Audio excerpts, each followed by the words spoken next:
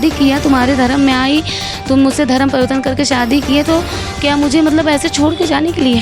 अभी तो कल मेरा मजिस्ट्रेट बयान हुआ है, उनके लड़के हैं अमरीश सोनी, उन लोग की तरफ से यही मतलब आया है बात कि हम लोग धारा कम करवा देंगे, हम लोग जो है FIR से नाम हटवा देंगे। अगर हमको कुछ होगा तो प्रशासन सबसे पहले जिम्मेदार होगी, मेरे जान को अगर कुछ हुआ, क्योंकि मुझे बहुत धमकियाँ मिल रही हैं ससुराल वालों की तरफ से कि इसी को रास्ते से हटा दिया जाए। अगर मुझे कुछ होता है तो इसका सबसे बड़ा जिम्मेदार प्रशासन होगा और मेरे ससुराल वाले और मेरे पति ही होंगे।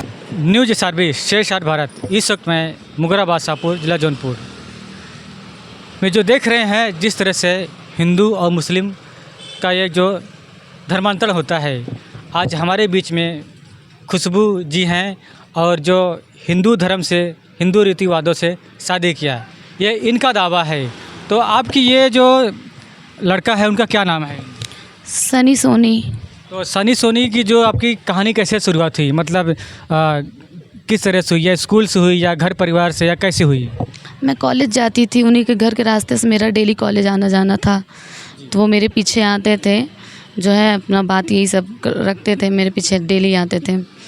आप पढ़ती थी और वो सनी? मैं कॉलेज जाती तो वो नहीं पढ़ाई करते, तो उनका घर रोड पे ही था ना, मेरे रास्ते पे, जो मैं डेली आती जाती थी यहाँ पे। यानी मतलब आपको खूबसूरती देखकर आपके फ़िदा हो गए, और फ़िदा के साथ में आपके पास अभी शादी कैसे हुई आपकी? उसके बाद जो है 4-5 साल उधर मतलब 2019 से मिला उला, तो 3-4 साल तो मेरा मतलब झूठा शादी का वादा करके हमारा शोषण करता रहा, शारीरिक संबंध बनाया।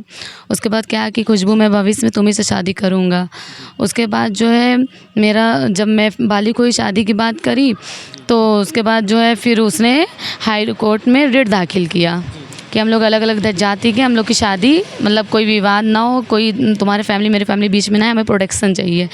उसके बाद उन्होंने जो है उसमें रिलीजन मेरा चेंज करवाया रिट के पेपर में, धर्म परिवर्तन करा के।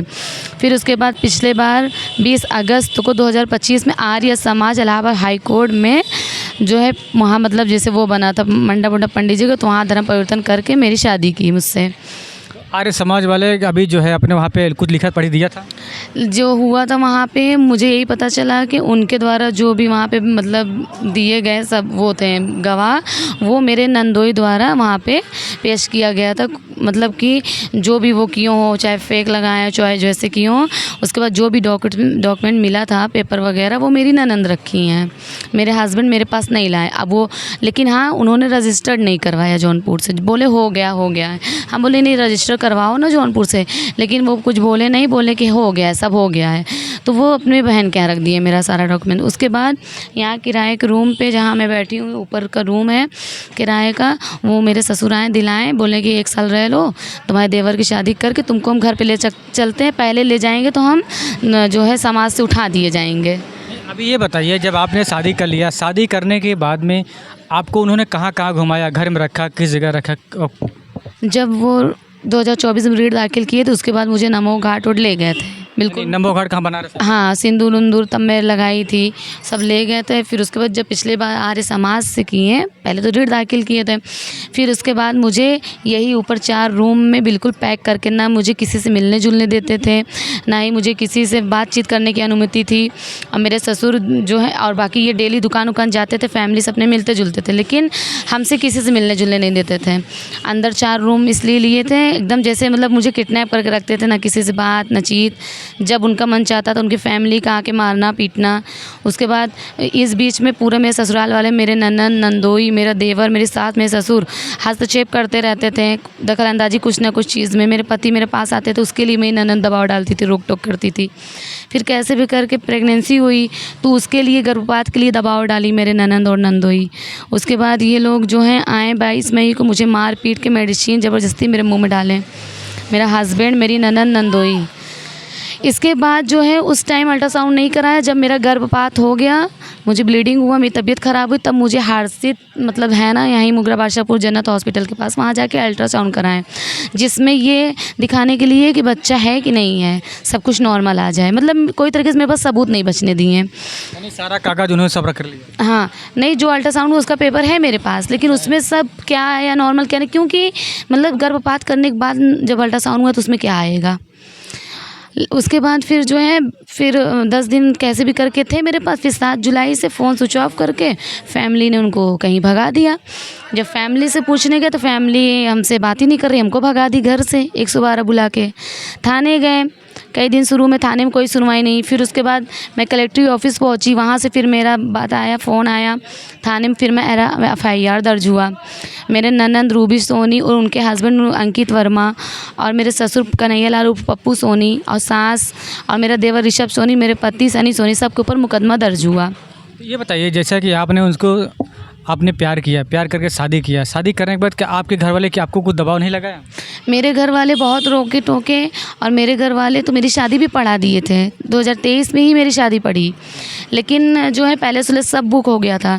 लेकिन ये लड़का जब मैं इससे दूरी बनाने लगी कि मेरी शादी पड़ गई है, मेरी शादी होने वाली है, 1 महीना बचा था, तो ये लड़का रात में फ़ोन करके मुझे जो है अगर तुम शादी करोगे मैं आके तुम्हारा निकाह तोड़वा दूँगा, तुमने मुझसे बात किया है, मेरे साथ रेस्टोरेंट गई, फ़ोटो डाल दूँगा, यही सब मतलब मुझे ब्लैकमेल करके शादी का फिर वो किया। तो मैंने फिर अगर तुमसे शादी किया, तुम्हारे धर्म में आई, तुम मुझसे धर्म परिवर्तन करके शादी किए, तो क्या मुझे मतलब ऐसे छोड़ के जाने के लिए?